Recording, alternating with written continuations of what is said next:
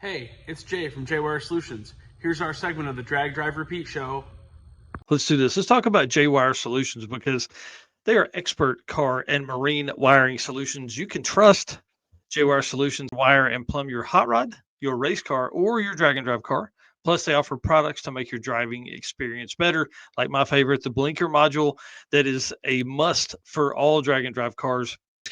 This module will allow your rear turn signals to continue to function while the brake pedal is applied just like it would if it was stock. So that's what our boy Jay Blanchard at J Wire Solutions does. He's on tonight again to talk about this dual wastegate or this wastegate slash blow off valve slash twin supercharged deal that is way over my head. But the cool thing is he also has the car owner with him. So let's go ahead. We'll bring those guys on right now and let you guys introduce yourselves. You first? Not now. Yep, do it. You're on. Hi, my name is Jay from J-Wire Solutions. I know we're going to talk quite a bit about the car behind me, new shop. We got a lot of stuff going on, but I'll let John introduce himself. So, my name is John Maher.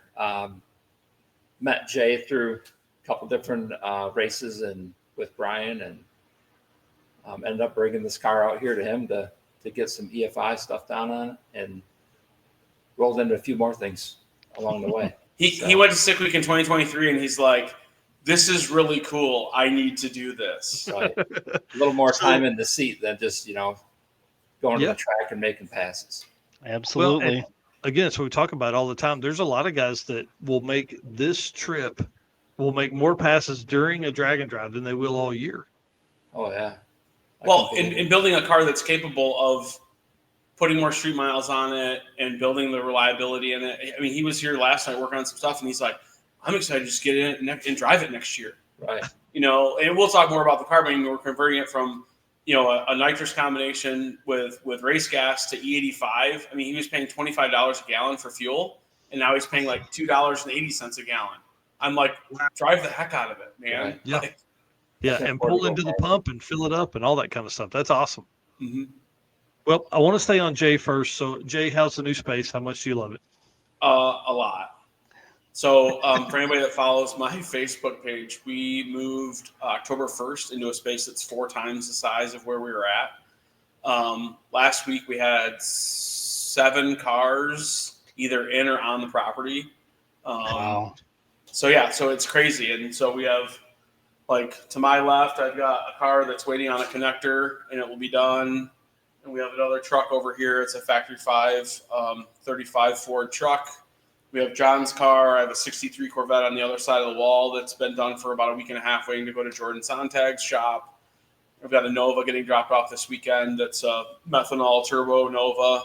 I know a thing or two about Novas, so that's kind of exciting. We've got some projects coming from out of Ohio, like a F3 Pro-Charged, big block, small tire car. So we've got a lot of cool stuff coming down the pipeline, and online sales are increasing, so that's great. So it's exciting. Yeah, dude, that's awesome and well-deserved, man. You've worked your butt off for a long time. Mm-hmm. So what are some things people should be looking at for their winter upgrades? Like the narrow-minded me says, like, go to my website and buy everything you can. But no, what we've been trying to do is we've tried to, like, tap into some niche things that, wiring scares people. My friend Andrew Barrett is like, that would be great. I'm like, you really think that would sell? And he's like, wiring scares people, So you guys have mentioned the blinker priority module a lot. So that's been moving fairly decent as of late. And it's a great option because it adds a horn button. It gets your blinkers working the way they're supposed to. I have yet to do a video about it, but I probably should. John's car's outfitted with one. I think we've sold 5 of them in like the last 2 weeks. So that's awesome. And then a week and a half or so ago, we came out with a product that's got like a large relay on it with fusing capability. Going back into like the wiring scares people. I mean, a lot of times people get to the end of the season, they're like, all right, my stuff's not broken. Like, what can I do? You want to upgrade to like IGN 1A coils from like a stock coil, like on an LS application, or you're looking at doing a bigger fuel pump. And a lot of times, well, I'll stick kind of in my lane with Holley. You got a 30 amp relay that's set up to run your fuel pump, run your injectors, and run your coils. It's just not enough, right? And so as we really talk about drag and drive and what it is, the need for reliability, it should be a very high priority thing for you. And so we put that together. Like I said, it's got a couple of large fuses in it and a smaller fuse, and it's got a 70 amp relay, and it's got the appropriate wire gauge and all that kind of stuff. And the price point escapes me, but again, it's something that you can pick up. It's kind of an all-in-one package, and so that's great. As far as I love the go. Right, and I love the packaging on that. We talked about that a couple weeks ago. It was just simply about how much easier that would be. Because that green wire that comes off of the Holley setup, there's so many pumps that are run on that. Dude, I can't imagine the level of heat that little wire is building based on that. Yeah, and what you can do, like with that module specifically, the green wire, you can use to turn on the secondary relay, or if you want to go like right out of pin A2, which is actually what turns that green wire on, you can do that also. That's awesome. You're kind of the green wire is like, oh, this relay can fail, and then it's not going to turn the other relay on. So you've got a little bit of, thanks, Rob. You've got a little bit of like redundancy from a failure perspective, but the same deal is like, I go back to like, and maybe it doesn't scare me because I do it every day, but like wiring scares people. And so if we can come up with solutions that, help people out, then that's great. We have like a wiring adapter harness that Holley doesn't make. So if you're looking at like an FID 2200 injector that's based on like the Denso package, then like nobody has I shouldn't say nobody, like there's companies out there that make a harness for that's like a direct plug-in. We've got them on our website too. Again, that's like an off-season upgrade. Someone might be looking at going from like 160 pound an hour injector to like that 210 or 220 pound an hour injector. Those are all upgrades. It's all building in reliability in your system. You might be switching from from gas to E85, and then you need that additional injector. And it's something that we have a solution for. Imagine that. Right. That's dude, that's awesome. All right, John, enough of Jay's over our head stuff and scaring people with wiring. Tell us about this car, man. It's I bought this car back in 2012, I think, and it started its life out when I bought it. It was like a bracket car down in Virginia somewhere. That's what I was told. Put a big block Chevy in it with nitrous, and the goal was to run 850s. And we went out there and we did that, and then I started doing a little bit of no prep stuff with it. It just wasn't fast enough for the no prep thing, so I quickly kind of turned my eyes towards driving it more, and the drag and drive stuff, and having Carl Stansel and Brian and Jay and some of these drag and drive guys kind of talking in your ear a little bit got me excited about it. So we ended up building this new engine. It's a 555 big block Chevy, twin 84 torque storms, and just kind of a whole new combination. So to me, it's all new. I haven't had EFI before, so kind of relying on Jay and his group of professionals to kind of help us get that going. And the Go Fast Productions helped me with the chassis, all that stuff. Put in different rear end in it, shocks, all the things that it's going to take to go fast. And it's been great. Whole top high performance. Put the engine, did all the machine work for the engine, and Go Fast assembled it for me. So nice. So what's some goals you have for the car? I think my one goal is to complete a drag and drive, but something I can drive. I think we're going to be competing in the 850 class somewhere. I think that the potential to go faster is there. I think the horsepower goals are going to be somewhere north of 1500. I think we can make it maybe a little bit farther than that, but I don't want to promise anything and get my hopes up. But we're thinking we could make it, I was going to say, you're sitting next to one of the best. So I would say 850 be easy for that dude. Yeah. I've been studying these guys for the last couple of years. So. He's going to come out and put us to shame or something like that. And then Brian's going to start looking at me with, with a pointing a finger at me like, what the heck? Yeah, you Just- give all the just trade tell 'em. secrets. Yeah. Just tell them you got an open bay. You'll get them in. He'll just tell me to drive to his house. That's generally how it happens. But Yeah. Yeah. So I know you kind of mentioned some names when you were talking about the powertrain, but what are some of the sponsors you want to give a shout out to? One of them is Go Fast Productions. They do roll cages, chassis work. He's got years and years of drag racing experience. He's helped me out, and he's helped all kinds of people get into drag racing. A lot of big block nitro stuff through them, which Jimmer Klein, he's awesome at it. Torque Storm Superchargers. I went looking for a new power adder and went talking to them, and they kind of helped me out a little bit on this thing. And it's been a fun project. I've never had a supercharged or boosted application before, so it's something new to me. So again, relying on the folks who've done this before and had experience. Whole top high performance, all machine work, and he's done a great job for us. He's fast. He gets stuff in and done. Very professional.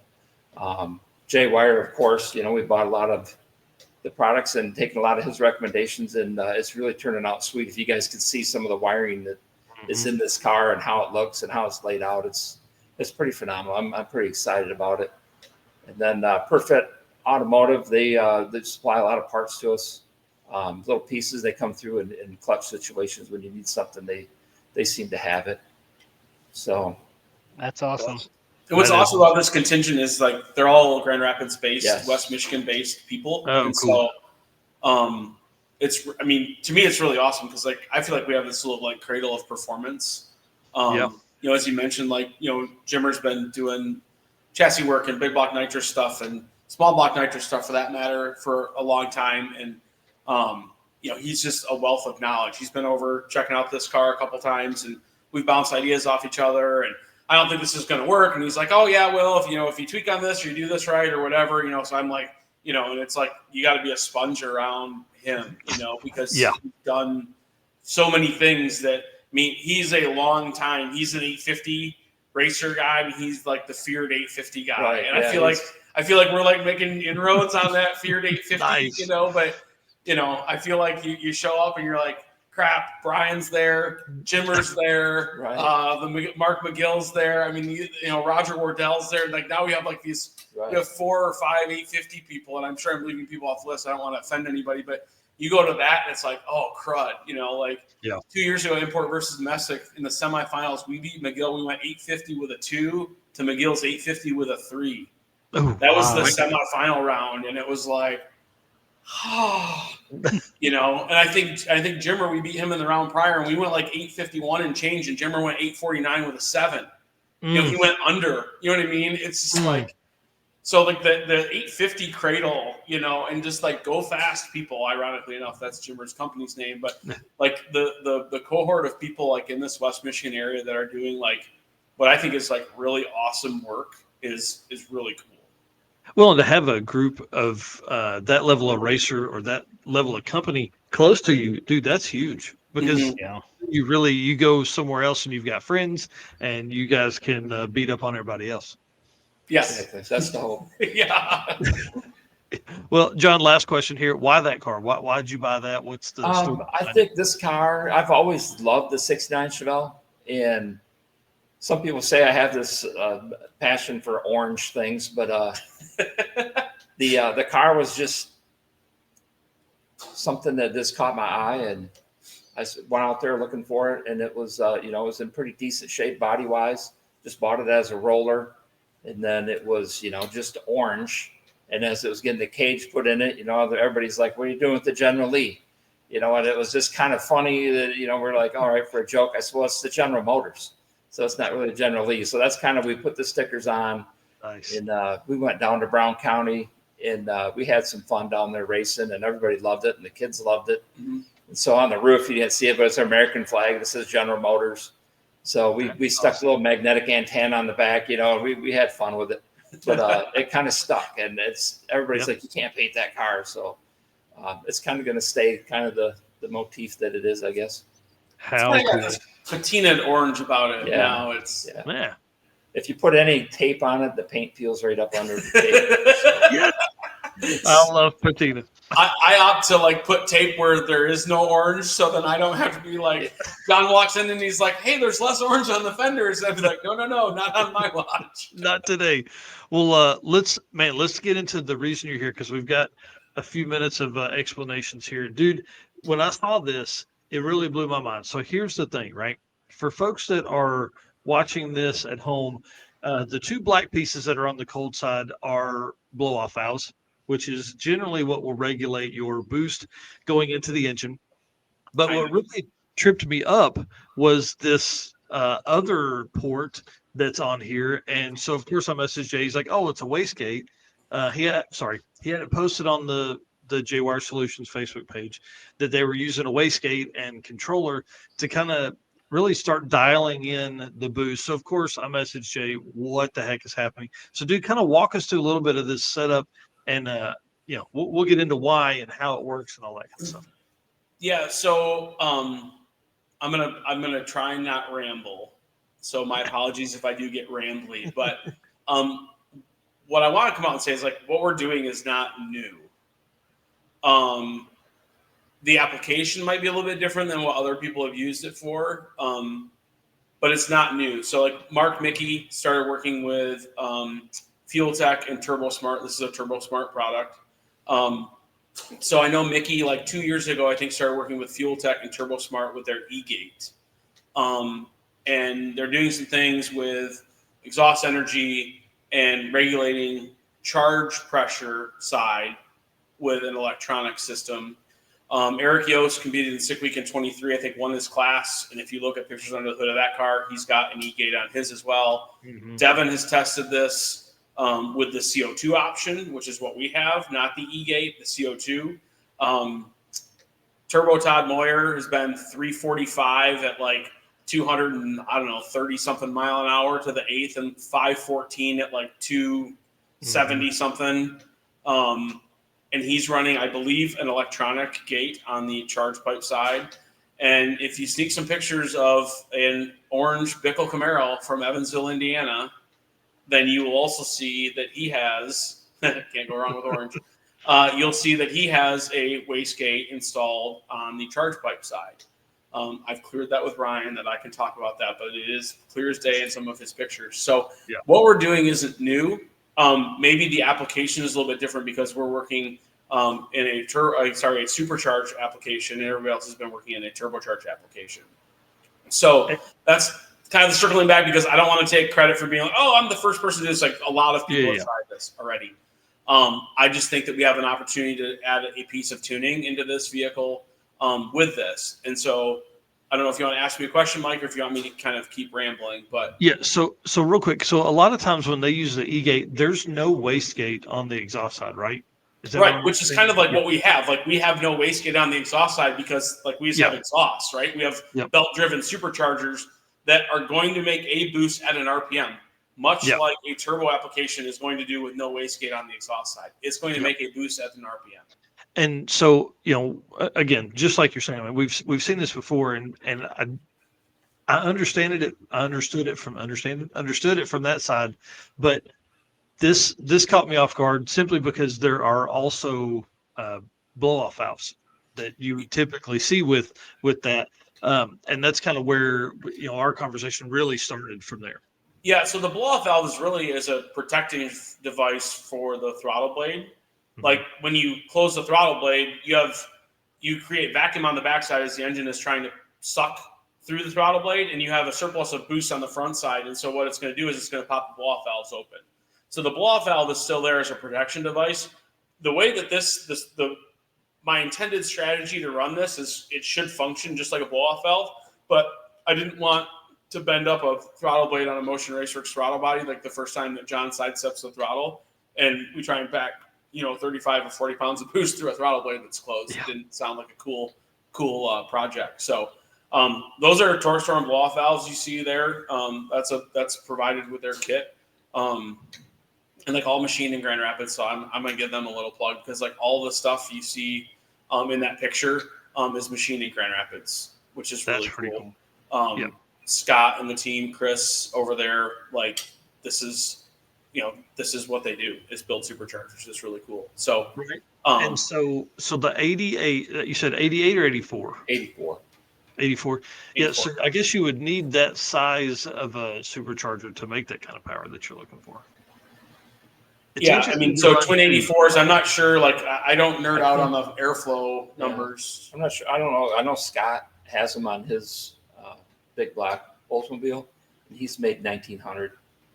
Yeah, so Scott's made 1900 with the same. Wow, that's awesome. Yeah. And I love the uniqueness that this will create with the twin superchargers. Yeah.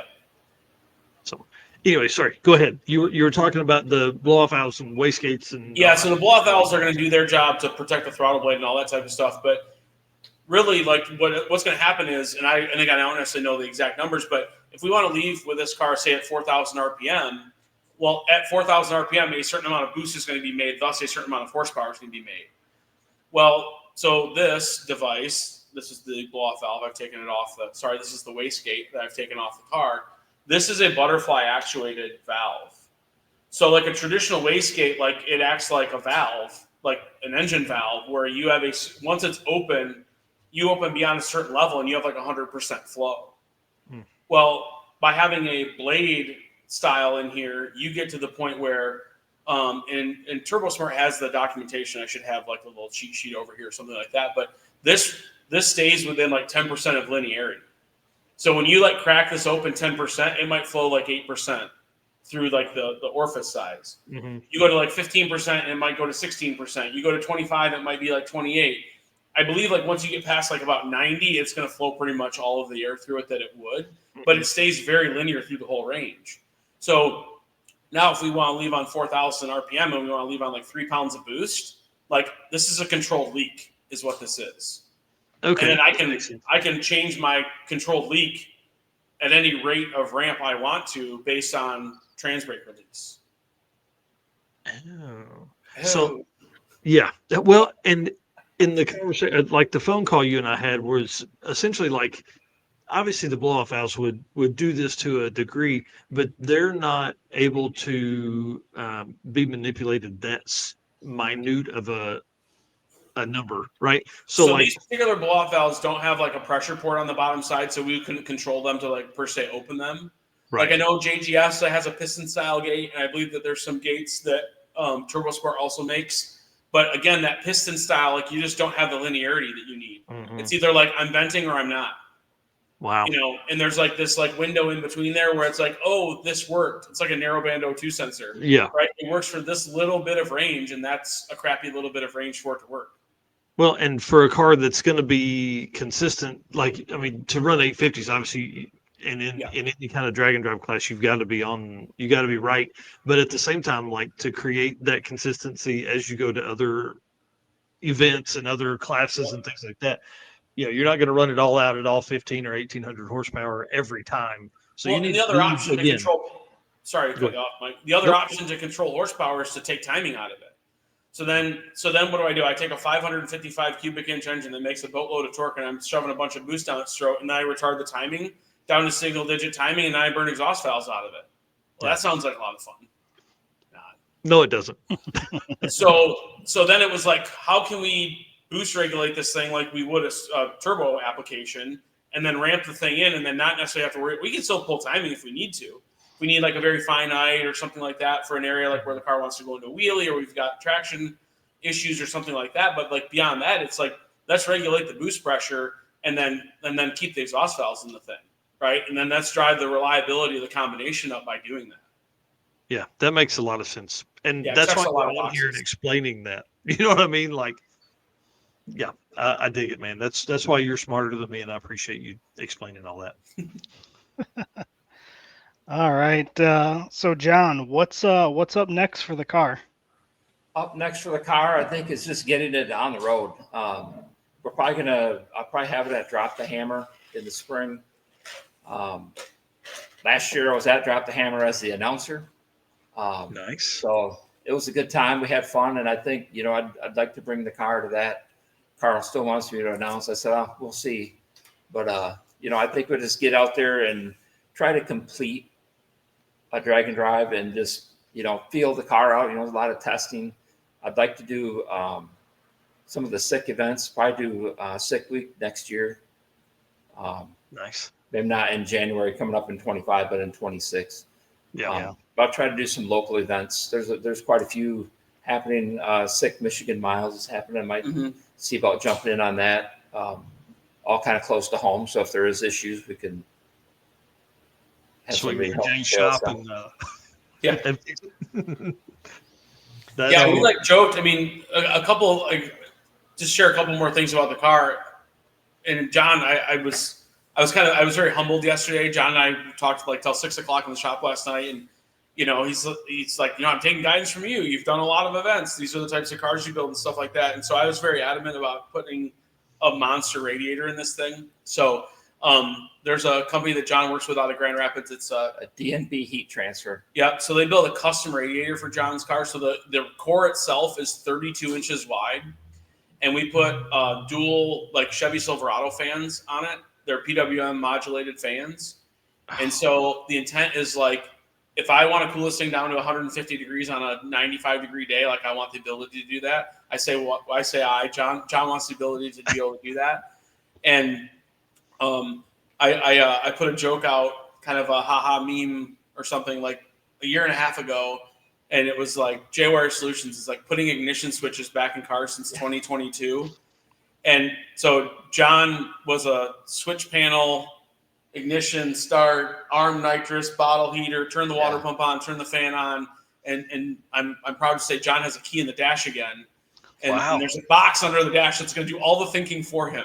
So he literally can crack the CO2 bottle, and he can mat the gas and go run the thing down the track or around town with the better fuel economy and the fuel prices and all that kind of stuff. Yeah. I mean, drive it to work, enjoy the hell out of it.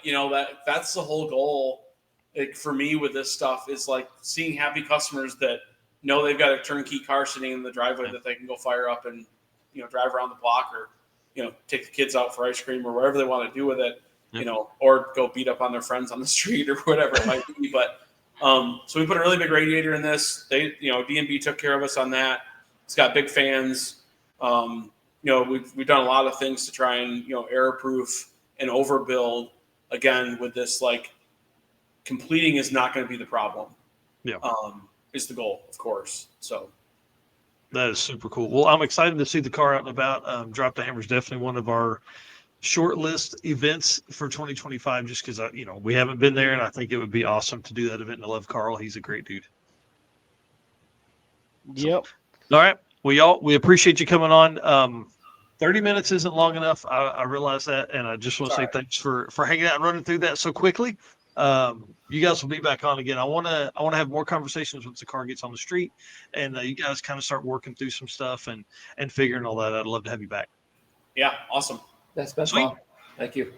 Thank you very much, Jay. We'll talk soon. All right, see you. Thanks, guys. Dude, how fun! That's super cool. That's why I love Jay. His brain is way bigger than mine, and he can explain stuff like that makes sense, and so that's pretty cool. Yeah, it's super cool. I like the twin torque storms. I've never seen anything like that, but I think that's pretty cool. Yeah, I'm a fan of that, and again, looks a lot like a turbo setup, or it's a centrifugal blower or whatever you call that. Right. So it just makes sense on that side. And I love the piping. Can't wait to get close to that car and look at it more. All right, we got to get rolling here. Just want to say thanks again for being our race car friends. Thank you so much for the folks that are making comments tonight. Comments are doing well. See you out there, Paul Snyder, still making comments. Thanks, buddy. And then for everybody else that shares and likes and all that kind of stuff, y'all, we appreciate you so much for doing all that you do for us. And thanks to our sponsors, Summit Racing, Molly Motorsports, Driven Racing Oil, Car Change 3D, WAF Racing, who's going to be at PRI with us in our booth, Performer Built Transmissions, J-Wire Solutions, Howard's Cam, Sweet Patina, Power Tube TV, and Racing Junk Classifieds. Y'all, big time thanks to everybody that's out there. And then the gentleman's agreement is simply this. We work hard. We do love doing this, but it takes a ton of time and a ton of effort. And we would appreciate it if you guys would hit the subscribe or follow button wherever you're watching this at. Please do that for us. That's the gentleman's agreement. It's easy. We can't make sure you do it, but hey, listen, if we're going to do this, you do that, everything will be great in the world. right? And then PowerTube TV, y'all rev up your engines with PowerTube TV, the ultimate destination for automotive entertainment. Stream it for free on the web or on your Roku or on mobile apps and anywhere else you can watch a screen. You can find PowerTube TV. Catch replays of our show and exclusive content from us and other top creators. They also have a ton of classics like Pinks and Pastime, which is coming back in 2025, plus a ton of original new shows. PowerTube TV isn't just a platform, it's a community. Join the content creator development program, which is what we're in with them, and be a part of something special. Find more at watchpttv.com. Say that 4 times fast. That's a tough one. Yeah, that's for sure.